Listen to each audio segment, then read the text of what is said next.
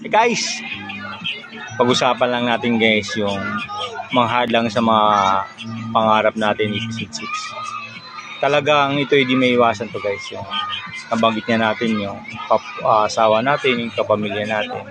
Ito naman guys yung mga malalapit din sa ating mga kaibigan o maging mga nagiging kapartner nakakausap natin na para magkaroon ng negosyo na pilit na ayaw umangat ka, mga kapitbahay mo. Either hindi kapitbahay mo, kapatid mo nga. Isa yung mga factor din po yan. Kaya po tayo mayroon mga hadlang sa mga inaasam at mga pangarap natin. Kasi sila mismo, yan sabi nga, mga magulang mo, ayaw nila, hindi ka sinusuportahan.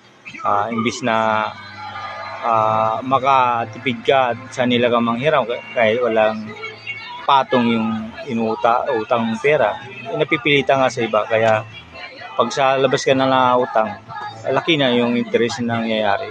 Kaya ganun po ang isa mga sitwasyon bakit hindi minsan natin po na tutupad yung mga pangarap natin. Kaya tayo, huwag po natin po sana lahat bibiguin mga mahal sa natin sa buhay na matupad yung mga pangarap. Ipay natin yung follow and share. Salamat.